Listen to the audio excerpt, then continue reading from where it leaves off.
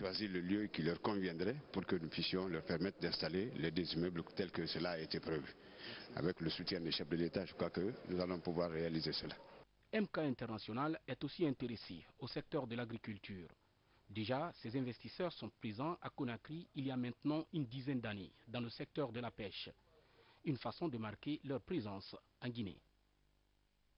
Le CNT adopte une résolution relative au statut autonome du personnel de l'administration parlementaire. C'était à la faveur d'une séance plénière. Ce statut fixe les conditions d'emploi et tient compte des exigences d'efficacité de ces travailleurs. La synthèse dans ce reportage de François Lama.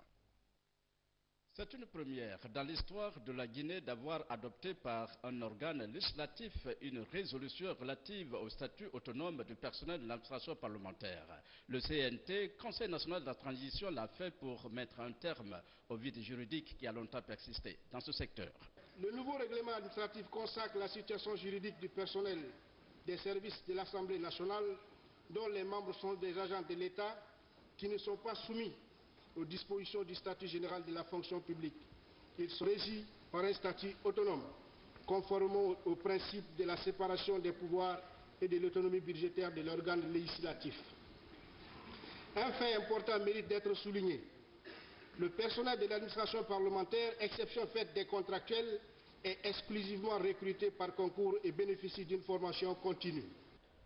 La résolution a été donc adoptée à l'unanimité de 102 membres du CNT présents sur les 159 inscrits. Après l'adoption de cette résolution, quelques-uns des membres de l'administration parlementaire n'ont pas caché leur satisfaction. Un emploi sans garantie n'est pas un emploi. Aujourd'hui, notre patience a payé par la grâce du CNT avec à sa tête Mme Hadja Rabiat. Beaucoup de nos copains sont décédés comme ça, là. Ils sont mis à la porte. Sans règlement, sans rien. C'est un statut qu'on attendait depuis fort longtemps et Dieu merci que ça a été adopté.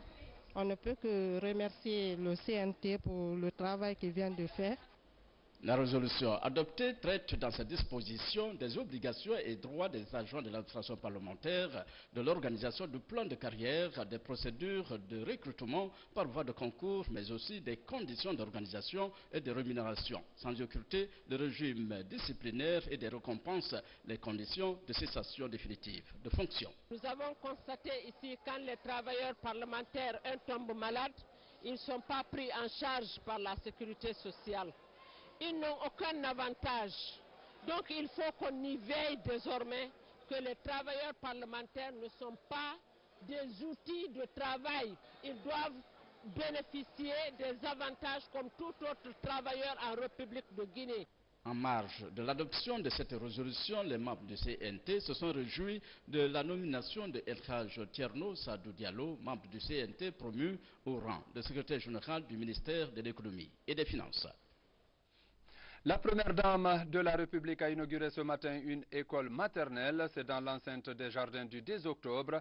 La cérémonie a mobilisé plusieurs enseignants et membres du gouvernement venus saluer cette action réalisée par quelques sociétés de téléphonie évoluant en Guinée. Compte rendu, Adama Magasouba. 14 salles de classe, des bureaux pour encadreurs, une infirmerie, une cuisine, un réfectoire, 2 blocs administratifs, 2 dortoirs, 3 magasins. C'est ce complexe d'institutions préscolaires rénové par la Fondation Condé Guéné-Kaba pour la promotion de la santé maternelle et infantile en vue de libérer les femmes travailleuses pendant les heures d'occupation. Ceci pour le bien-être des tout-petits. La relance des activités de l'établissement nécessite la levée des entraves de difficultés ci-après. Détérioration des aires de jeu, des équipements immobiliers, inexistence de matériel didactique, inexistence de moyens logistiques, inexistence de matériel informatique. Notre objectif à présent est de relancer les activités de l'école maternelle et entretenir les infrastructures. Nous estimons que c'est également le lieu de lancer un appel à l'État, aux partenaires au développement, aux institutions spécialisées et à toutes les bonnes volontés de nous aider à équiper ce centre, véritable trésor de notre nation, pour qu'il soit très vite opérationnel. La directrice nationale de l'enseignement professionnel et technique s'est félicitée de la qualité des travaux exécutés par les formateurs et étudiants de l'École nationale des arts et métiers ENAM.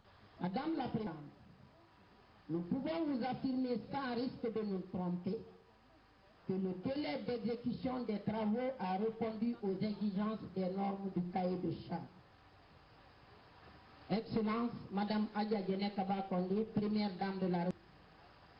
Permettez-moi, au nom de Monsieur le ministre de l'Emploi, de l'Enseignement et de la Formation professionnelle, de vous remercier très sincèrement par permis à nos écoles de prouver leur capacité technique et professionnelle de terrain. Plus de 300 millions de francs guinéens déboursés par MTNA pour la rénovation de cet édifice public, cela suite à la sollicitation de la première dame de la République engagée à appuyer le gouvernement dans son combat pour le renforcement des droits d'encadrement, d'éveil et d'éducation de nos enfants. Nous avons accompagné un immense plaisir la Fondation FCDK dans la réalisation de ce rêve qui est aujourd'hui une réalité, la réalité de l'école maternelle de 2 octobre. Nous prenons cette occasion pour remercier nos partenaires avec qui nous avons ce chemin-là, notamment Ericsson et ZTE. Hagia Gene Kondé, l'initiatrice de cette œuvre, a d'abord remercié les donateurs et demandé aux utilisateurs de cet édifice d'en faire bon usage.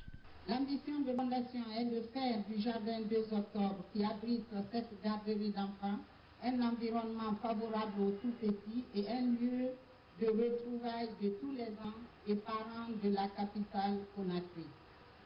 Cela peut être possible qu'avec le concours de tous les acteurs, gouvernement, partenaires au développement, hommes de bonne volonté. Je lance donc un appel à tous afin que ce premier centre scolaire public garde son prestige. Hagia Gene Kondé a ensuite procédé à la remise de satisfecit de MTN à l'ENAM. L'école maternelle du Jardin 2 octobre est désormais ouverte à tous les parents désireux d'inscrire leurs enfants. Un journal guinéen spécialisé dans le traitement ZAPER vient d'organiser une cérémonie de restitution du rapport annuel de ses publications. On a présenté un document de 180 pages qui parle de ses activités faites lors de l'année 2012, je voulais dire. Des satisfecits ont été décernés à certaines personnalités, notamment le chef de l'État, professeur Alpha Condé. Le point avec Alia Kamara. Les médias guinéens, observateurs avertis de l'évolution politique et économique de notre pays, jettent un regard critique sur les actions des différentes composantes de la vie nationale. Un regard critique mais réaliste des actions gouvernementales. Et c'est dans cette optique que le journal d'appel d'offres et offres d'emploi, créé il y a juste un an, a organisé la restitution du rapport annuel. Un rapport de 180 pages qui résume tous les appels et offres d'emploi au cours de l'année. La motivation de la réalisation de ce rapport n'est autre que l'évaluation du marché de l'emploi ainsi que le marché des appels d'offres en République guinéenne durant l'année écoulée. Ceci pour permettre à l'opinion générale une visibilité sur la politique d'employabilité dans le pays. Constitue également un guide d'orientation pour les investisseurs. En élaborant ce rapport, mon équipe et moi avions voulu apporter une innovation en nous inscrivant de la dynamique du chef de l'État, le professeur Alpha Condé, qui a proscrit à toutes les institutions de l'administration publique les marchés de gré à gré et les recrutements par affinité. C'est pourquoi nous pouvons donc dire que les passations de marché et les recrutements, les différents secteurs ont suivi les règles de l'art, la déontologie des normes nationales et internationales. Au cours de cette cérémonie, le journal a décerné des satisfecits au président de la République pour sa politique de création d'emplois pour les jeunes et d'autres directions de la place, d'où ces témoignages de satisfaction. Nous encourageons, nous félicitons le journal des appels d'offres et il a montré qu'il est dans l'esprit du changement, qu'il vit dans le changement et qu'il est aussi un acteur du changement. Le journal d'appel d'offres et offres d'emploi promet de poursuivre la restitution dans les années à venir. L'Agence nationale de la microfinance vient d'installer et aux installations du comité de gestion de 130 milliards de francs guinéens. Pour rendre opérationnel le fonds, l'Agence nationale de la microfinance vient de mettre en place le comité de gestion. Ce comité, composé de 11 membres, va dans les jours à venir trouver des propositions pour mettre rapidement le fonds à la comme une institution spécialisée qui joue un rôle social qui va au-delà de sa fonction d'appui. Il doit contribuer à la promotion de la classe moyenne des Guinéens, à la promotion des femmes et des jeunes dans la vie économique, et doit contribuer à ce que les IMF développent une microfinance sociale pour les gens en situation de précarité, avec comme objectif premier la lutte contre la pauvreté et comme approche un accompagnement des emprunteurs par une offre adaptée des services non financiers sous forme notamment de formation d'accompagnement social. Le président du conseil d'administration a tout d'abord rappelé le rôle et la responsabilité du comité de gestion avant d'insister sur les défis. Les défis à relever sont les suivants. Favoriser l'accès des populations les plus vulnérables partout sur le territoire national. Pérenniser le fonds de microcrédit pour perpétuer les services rendus aux populations. Assurer la transparence à tous les niveaux dans la gestion du fonds. Assurer une capacité d'absorption pouvant encourager les autres partenaires à nous accompagner. Nous nous trouvons sur la dernière ligne droite de la mise en œuvre de ce fonds. En effet, c'est fin prêt pour que les bénéficiaires qui ont longtemps attendu mettent enfin en œuvre les micro-projets dont ils sont porteurs. Dans les jours à venir, le comité de gestion va tenter d'analyser et d'aider les termes de référence, passer au dépouillement et à la sélection des institutions de microfinance qui vont servir d'interface entre l'agence et les bénéficiaires. Le PNUD, l'UNICEF et l'UNFPA s'accordent sur un plan annuel de travail pour 2020. La convention a été signée au Palais du Peuple dans la salle du 28 septembre. Le contrat a connu la présence de plusieurs membres du gouvernement et des partenaires au développement. Compte rendu, Hadja Ramatoulaye Touré. Au compte du plan de travail 2013, le PNUD entend soutenir la gouvernance en Guinée avec une enveloppe financière de 120 milliards de francs. Le Fonds des Nations pour la population va focaliser son appui sur la lutte contre la pauvreté avec une assistance financière de 64 milliards de francs guinéens. L'UNICEF, pour sa part, entend injecter 343 milliards de francs guinéens dans le suivi et développement de l'enfant. Il me plaît de vous annoncer que la mise en œuvre de ce PTA 2013 sera axée sur la réalisation des 3 objectifs stratégiques de l'UNDAF qui sont la promotion de la bonne gouvernance, l'accélération de la croissance et la promotion d'opportunités d'emploi et de revenus pour tous et la réduction de la vulnérabilité et l'amélioration des conditions de vie des populations guinéennes.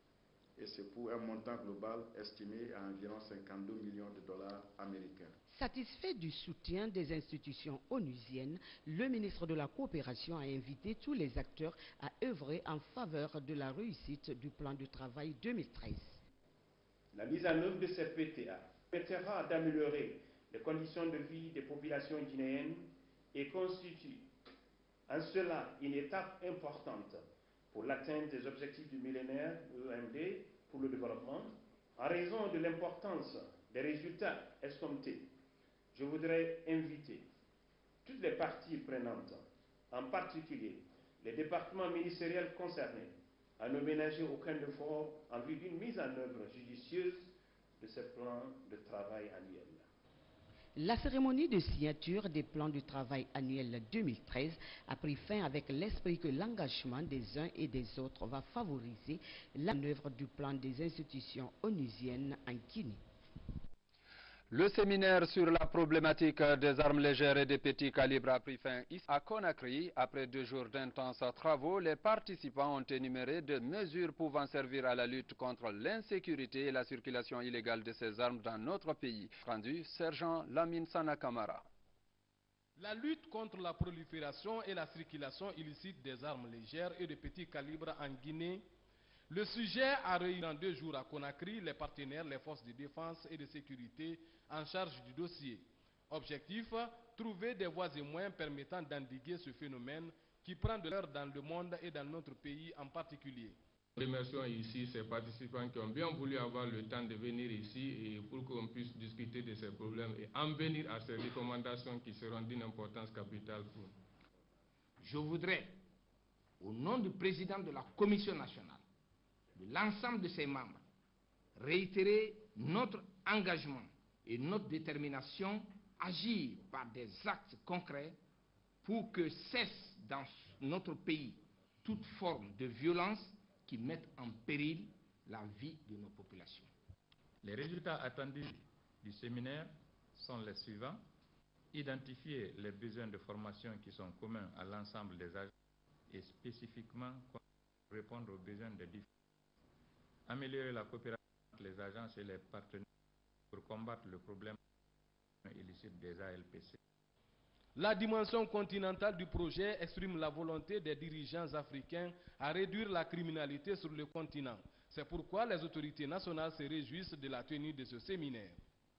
Je suis ravi de la tenue de cet atelier qui a regroupé les principaux acteurs responsables de la défense et de la sécurité nationale pour faire l'état des lieux de la circulation illicite des armes légères, de leur utilisation inappropriée ainsi que des rôles que les uns et les autres sont appelés à jouer pour accompagner le gouvernement dans sa mission de relance de la croissance et du développement du pays. Les travaux de ce séminaire premier du genre ont permis aux participants de solliciter la formation et l'équipement des structures en charge de l'application de la loi de la circulation des armes légères et de petits calibres en Guinée. Des matériels roulants en faveur de l'Agence nationale de la promotion rurale et du Conseil agricole. Il s'agit de 75 motos et de 2 véhicules tout-terrain, ce dont s'inscrit dans le cadre des préparatifs de la campagne agricole 2013. Fodé Camara. Le lancement officiel de la campagne agricole 2013 avance à grande enjambée. Pour réussir ce nouveau challenge, l'un des premiers actes posés par le gouvernement est la remise de 1025 bottes, 1025 manteaux, 75 motos et 2 véhicules tout-terrain à l'AMPROCA, l'Agence nationale de la promotion rurale et du Conseil agricole. Cet appui va faciliter la mobilité des encadreurs sur le terrain. Ceci pour que l'AMPROCA continue sa petite révolution verte dans la production des semences et de la mise à la disposition des paysans des techniques culturelles innovantes. Quelque chose en cours dans la mesure où AMPROCA aura la responsabilité de gérer le PUAPA 2. C'est le projet d'urgence d'appui à la productivité agricole. À ce niveau également, nous aurons un appui en termes d'équipements roulants. Il s'agit des véhicules, il s'agit également des motos, mais aussi des équipements de bureau, en l'occurrence des ordinateurs portables pour les hommes de terrain, des ordinateurs fixes pour les bureaux et même la rénovation des bureaux de l'AMPROCA sur toute l'étendue du territoire national. Nous sommes très ravis pour ce don qui va dans le sens du renforcement de nos services à la base. C'est des véhicules, c'est des motos, c'est des fournitures de base qui permettront de donner un service de qualité aux paysans. Autre nouvelle du secteur agricole en Guinée, le FIDA, le Fonds international pour le développement agricole, change de chargé de portefeuille. Après 2 ans en Guinée, Sarah Kouakou passe le témoin à Abdoulwahab Bari. Entre autres priorités, il est question de se donner la main pour l'extension du PNAFA, le programme national d'appui aux acteurs des filières agricoles. L'objectif visé, c'est premièrement assurer la sécurité alimentaire, deuxièmement augmenter le niveau de revenu des paysans, des populations rurales pauvres. En Guinée, l'arrivée d'Abdoulwahab Bari à la tête du FIDA survient au lendemain de la visite du Guinéen Mohamed Beyavogui, le conseiller principal du président du FIDA. Il a conseillé au gouvernement les voies et moyens à adopter pour la mise en œuvre du PNIASA, le plan national d'investissement agricole et de sécurité alimentaire. À présent, nous vous donnons lecture de ce communiqué qui vient de nous parvenir, un communiqué de la CENI.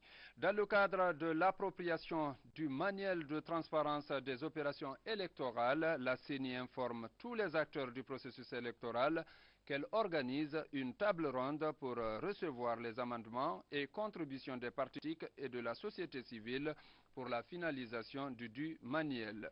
La table ronde sera organisée le samedi 2 février 2013 à 10 h à l'INRAP, près du lycée Donka. Sont conviés à cette table ronde les représentants des partis politiques de la mouvance et de l'opposition et les représentants des organisations nationales de la société civile. Une invitation personnalisée est en cours de distribution auprès des structures concernées. La CENI sait compter sur la participation de tous les invités. Signé le président de la CENI, Bakary Fofana. Dans la préfecture de Kankan, la localité de Sabadou Baranama dispose désormais d'un parc touristique et une ONG. C'est l'œuvre d'un couple français résidant dans la localité. Fodé Bangali Fofana. Sabadou Baranama est l'une des 12 communes rurales que compte la préfecture de Kankan, située à 75 km. Depuis maintenant 8 ans, vit dans la localité cette famille française, Albert et Sylvie Clapenson, autour d'un projet appelé Parc d'Iwassi. Un espace naturel que gère cette famille ici en accord avec l'État guinéen à travers le ministère de l'Environnement en vue de protéger la faune et la flore et conserver ce patrimoine naturel tout aussi exceptionnel malheureusement menacé. Si d'un côté le mari Albert Clapasson s'occupe de ce projet, de l'autre son épouse Madame Sylvie Clapasson gère une ONG appelée Non-Obis qui s'est fixée pour objectif participer durablement à la préservation de l'environnement avec le concours actif des populations locales désireuses de se prendre en charge pour l'amélioration de leurs conditions de vie. C'est donner aux femmes le moyen de pouvoir avoir des activités génératrices de revenus. Que ce soit par exemple dans la saponification, avec le beurre de karité, nous sommes dans le pays du karité. Les femmes savent faire du savon, mais ne connaissaient pas le savon à base de beurre de karité. Donc j'ai trouvé une animatrice qui les a formées pour faire ce savon. C'est maintenant un nouveau groupement depuis une année qui a été mis en place pour la transformation des céréales, en partenariat avec l'ONG Aguissa. Malgré la distance et les conditions du milieu, ce couple français vivant dans cette localité reçoit de temps à autre la visite de certains de leurs compatriotes. Et je suis venue en Guinée pour découvrir ce qu'elle est dans le cadre de Non-Obis et pour aider un tout petit peu, apporter une petite contribution à son action ici en Guinée. Le ministère de la Jeunesse, Emploi Jeunes et des Sports s'active sur le terrain pour doter notre pays de terrains de proximité. Le ministre Sanoussi Bantamasso était récemment au quartier Sans Fil où il a procédé à la pose de la première pierre d'un terrain de sport. Les travaux sont lancés par la compagnie Russal Guinée. Alarini Bailoba. Après la construction et la rénovation des maisons des jeunes, le ministère des Sports se lance dans la construction des terrains de proximité. La démarche vise à faire occuper les jeunes à travers des espaces aménagés. C'est dans cette optique que les travaux de modernisation du terrain de Sans-Fil ont été lancés. Ce plateau multidisciplinaire qui comprend un terrain de football, de basketball, de volleyball sera entièrement rénové par la compagnie Russal qui, il faut le rappeler, n'est pas à son premier geste en Guinée. Сегодня мы забираем у вас спортивную площадку Кам-Самари-Туре. Mais nous le reprenons juste pour une courte durée afin de lever avec les propres moyens de la compagnie Russal et de restituer à la jeunesse guinéenne pour un usage perpétuel. Les jeunes hommes et les jeunes filles guinéennes doivent avoir la possibilité de pratiquer complètement le sport. Pour cela, il faut les conditions nécessaires. Aujourd'hui, il est temps de rénover ce complexe sportif et nous allons procéder à cela. La compagnie Russal comprend parfaitement l'importance du sport, en particulier ce qui concerne le football pour la santé et le développement harmonieux de la génération guinéenne en évolution. Mais une fois encore, je souligne que pour cela, il faut des conditions nécessaires. Raison pour laquelle la compagnie Russal s'engage à rénover ce complexe sportif. La 21e édition de la Journée nationale de la jeunesse, vous avez déploré l'insuffisance des infrastructures socio-éducatives et sportives, en particulier dans notre capitale, avec pour conséquence la transformation de nos rues en terrains de sport et autres lieux de distraction. Toujours à l'écoute de sa jeunesse, le gouvernement du professeur Alpha Condé s'est penché sur cette épineuse question en décidant de rectifier le tir. Dans ce cadre, il a inscrit au nombre de ses priorités la construction et la rénovation des maisons des jeunes, des terrains de football et des plateaux multidisciplinaires de proximité pour les sports domaines. C'est le lieu de remercier un de nos partenaires privilégiés qui a toujours soutenu le gouvernement dans la mise en œuvre de son vaste programme de réalisation d'infrastructures socio-éducatives et sportives et de promotion de la jeunesse guinéenne. Je vais nommer la société Russal, qui a entièrement pris en charge la rénovation du présent plateau multidisciplinaire. À ce partenaire, je voudrais encore une fois exprimer, au nom de nos braves populations, du chef de l'État et du gouvernement, notre profonde gratitude, non seulement pour le chantier qui suit maintenant, mais aussi et surtout pour tous les efforts que cette société déploie dans nos communautés à la base. Une fois terminé, cet ouvrage sportif permettra l'épanouissement du sport dans notre pays, quand on sait qu'après le stade de la mission, Kaloum ne dispose d'aucun autre stade. La fin des travaux est prévue dans 2 mois. Culture avec l'organisation au Palais du Peuple d'un grand concert géant dénommé Grand Soumou. Artistes guinéens et étrangers vont chanter la paix et l'unité nationale. Tenez-vous bien, les invités sont déjà à Conakry. Tchernosman Diallo. Mon chéri,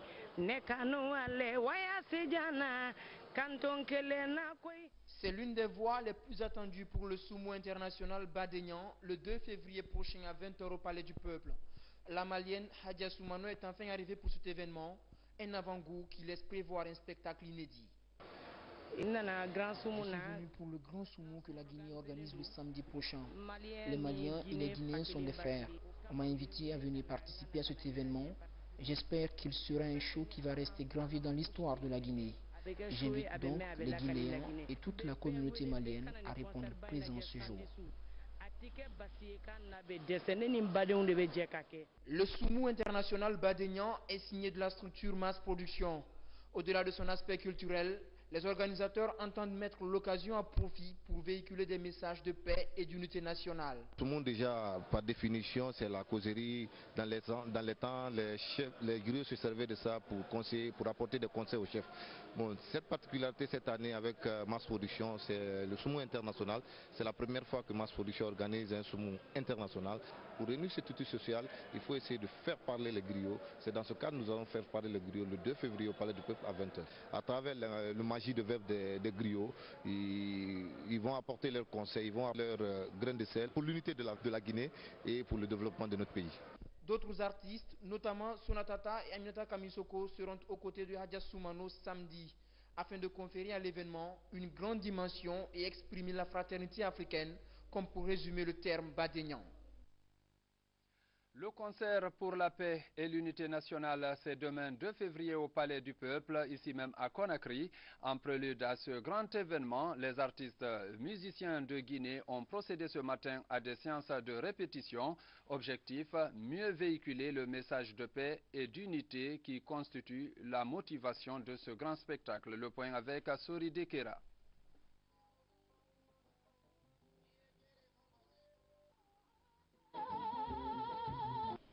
À 24 heures du méga-concert sur la paix et l'unité nationale, les artistes et musiciens de Guinée annoncent les couleurs de l'événement à travers ces séances de répétition et de démonstration percussionnistes. Autour de l'Union nationale des artistes et musiciens de Guinée, UNAMGI, et l'Alliance pour le développement de la danse et des percussions ADP, ces messagers de la paix entendent booster le processus de réconciliation nationale afin de promouvoir le développement du pays par le concours de tous ses fils.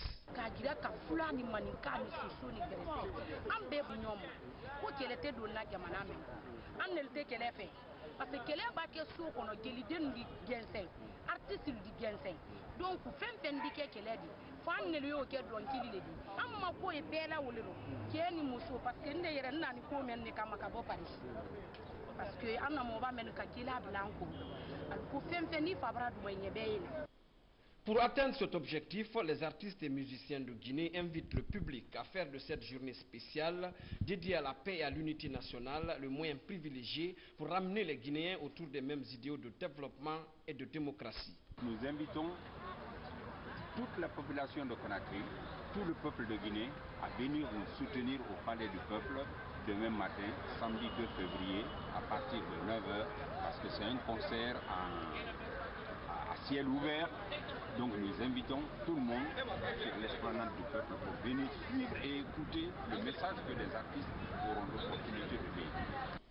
Le méga concert sur la paix et l'unité nationale, ce sera demain samedi 2 février 2013 sur l'esplanade du Palais du Peuple de 9h à 18h avec l'Union nationale des artistes et musiciens de Guinée et l'Alliance pour le développement de la danse et de percussion.